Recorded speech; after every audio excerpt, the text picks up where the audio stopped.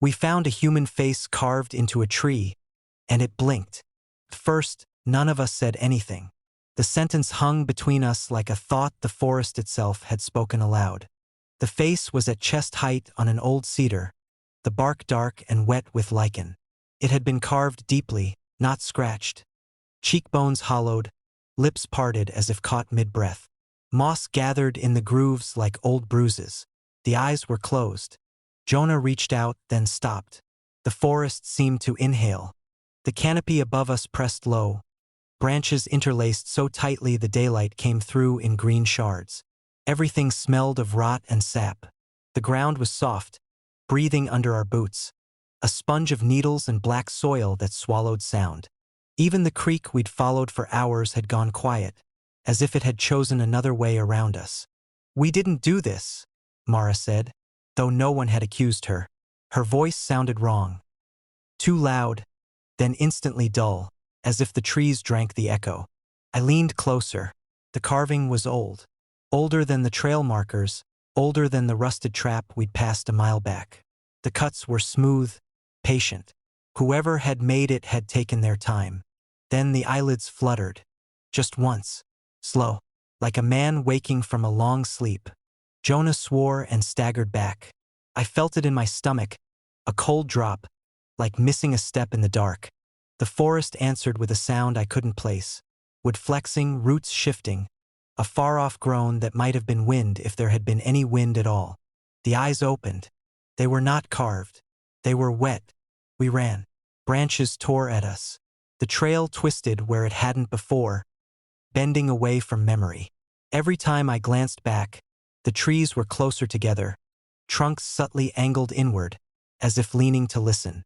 My lungs burned with air that tasted old, breathed too many times before. We stopped when we couldn't run anymore, panting in a hollow where the ground dipped like a bowl. The silence there was complete. Even our breathing seemed muffled, as though wrapped in cloth. "What was that?" Jonah said, not a question. Mara had gone pale. "My grandmother used to tell stories," she said, "about the old forests, the ones that remember."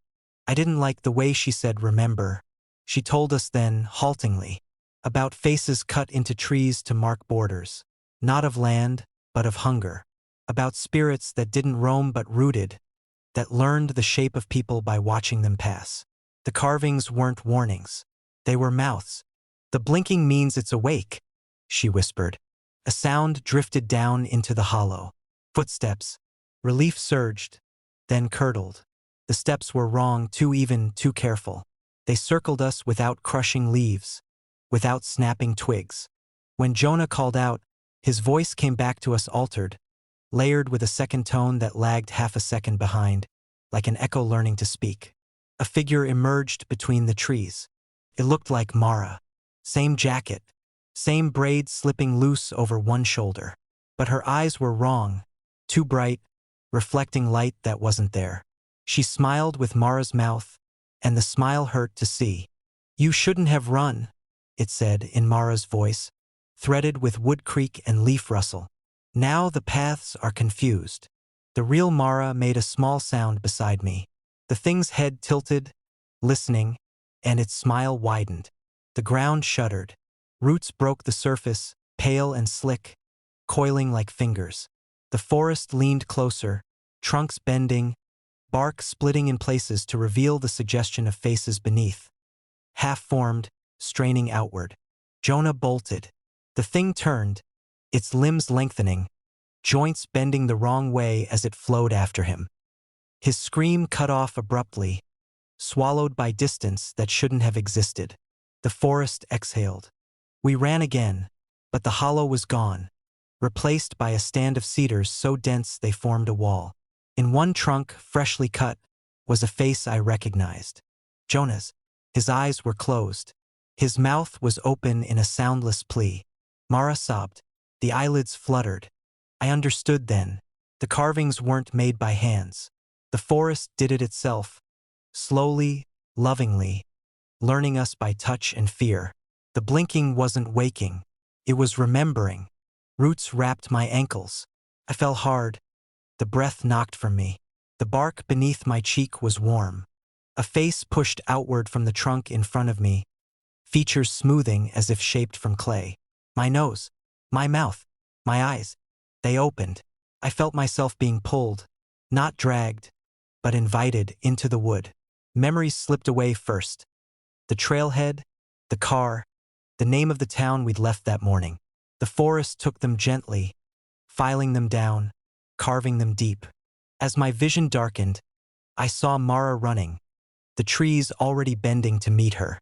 The last thing I felt was the blink, slow, satisfied, as the forest learned my face. It did not emerge all at once. First there was the suggestion of movement where the trees crowded too tightly together. Shadow thickening, depth rearranging itself. Then a shoulder, a familiar slope. A hand hanging loose at the side, fingers bent in the same habitual curl I'd never noticed until that moment. Finally, it stepped fully into the narrow stretch of path, and the forest seemed to hold its breath. It was me, same height, same frame, same old jacket with the broken zipper I'd meant to replace for years. The same faint crease between the brows, carved by worry and concentration. Even the slight hitch in posture from an ankle I'd twisted once, long ago, mirrored perfectly. The silence that followed was not empty. It was attentive. The forest around us was ancient beyond any human measure. The trees were not straight. They bent and leaned, trunks twisted like slow, patient muscles. Their bark was thick and ridged, layered with moss that glistened wetly in the dim green light. Roots arched above the soil, knotted and exposed, forming ribs across the ground. No birds sang. No insects hummed. Even the air felt heavy, reused too many times. I had been walking for hours, though time here was unreliable. The trail markers had thinned, then vanished entirely. More than once, I was certain I'd passed the same fallen log twice, then 3 times, each angle slightly different, as if my memory were being adjusted to fit the forest rather than the other way around. Now the path behind me was gone. I turned slowly, heart hammering, and saw only trees pressed close together, their trunks angled inward, subtly but unmistakably. When I turned back, the figure was closer than before. It smiled. Not quite right. A careful approximation, like someone remembering a story rather than living it. "You're early," it said. Its voice was mine, tone, cadence, even the slight rasp from years of cold mornings. Yet beneath it ran another sound, faint and fibrous, like wood flexing deep inside a trunk. "Stay back," I said. The forest absorbed my words. They didn't echo. They simply ceased, as if the trees had decided they were finished with them. The figure tilted its head, mirroring a gesture I made unconsciously when listening.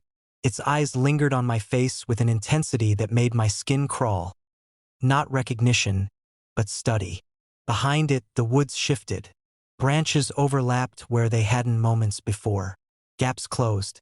The canopy thickened, letting in less light. I had the distinct sensation that the forest was rearranging itself for comfort. I remembered something then, an old warning I dismissed. At the last ranger station, before the road gave up and the woods took over completely, an elderly man had watched me sign the logbook. His gaze had lingered too long on my name. "Don't walk alone past the old markers," he'd said. "And if you meet yourself out there, run. But don't expect it to help." I'd laughed. He hadn't. The figure took another step forward. Its boots made no sound on the forest floor. I backed away until my shoulder pressed against a tree. The bark was warm, not sun-warmed. There had been no sun for hours, but internally warm, faintly pulsing, like a slow heartbeat. "Who are you?" I asked. It answered immediately, without hesitation. "Who are you?" The words came back to me altered, stretched slightly longer, as though the forest were tasting them before returning them. Around us, the silence deepened further, thick enough to feel in my ears. Somewhere far away, something knocked once against wood. Then again.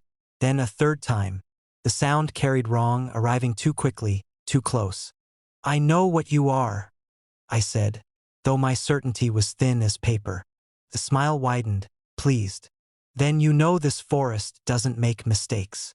I noticed the smell then, not just damp earth and decay, but something older, lichen and rot layered over a faint metallic tang. The smell of soil that had fed on more than leaves. As it moved closer, I began to see the differences. Tiny fractures in the illusion. The way its breathing lagged a fraction behind mine, as if it were checking. The way its eyes followed my hands, my posture, learning. And beneath the skin, just barely visible at the throat, something shifted that wasn't muscle. The trees around us bore scars, old carvings half swallowed by growth. Faces pressed outward from bark, some detailed, some blurred by time. Mouths open in soundless shapes, eyes closed or missing entirely. I felt a terrible recognition stir, though I knew none of them. They used to carve these themselves, the figure said gently. People, long before you came, they thought it would protect them, anchor them. I swallowed. Protect them from what? From us, it said. From being forgotten. Roots began to surface near my feet, pale and slick, pushing through the soil with a quiet, deliberate patience. They did not grab me. They arranged themselves, hemming me in. You see, it continued, this forest is old, older than names, older than paths. It learned long ago that flesh passes too quickly. But identity, habits, voices, memories, those last. Those feed. The ground felt softer beneath me, yielding by degrees. My boots sank an inch, then another. I ran. For a while, the forest let me. The path reappeared, twisted and narrow, but present enough to follow. I sprinted, lungs burning, heart pounding loud enough to feel intrusive. My own footsteps chased me, always just behind, always slightly offbeat. The woods warped around me. A bend in the trail led back to a stand of trees I recognized. A fallen trunk appeared again. Then again, its position subtly altered each time, as though my recollection were being corrected. When I burst into a clearing, gasping, the figure was already there. Stood at the center, relaxed, breathing easily now. More naturally. The clearing was ringed by massive trees whose bark bulged and split, as if something beneath were pressing outward.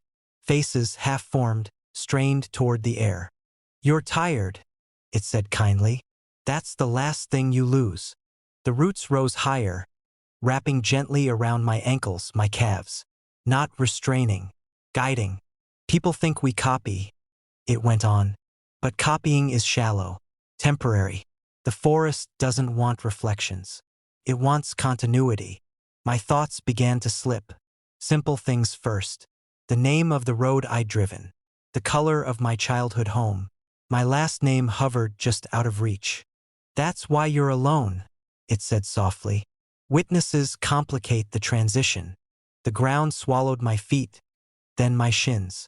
The roots tightened, warm and firm, pulling me closer to the waiting soil.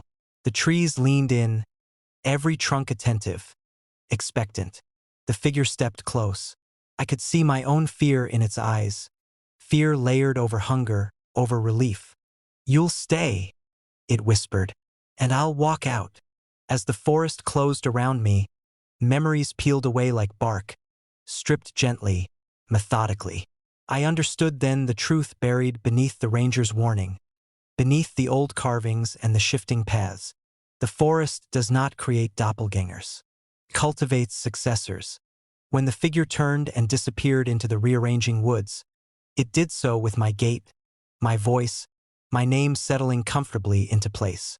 Behind it, deep among the roots and waiting faces, the forest learned me completely and let me remain.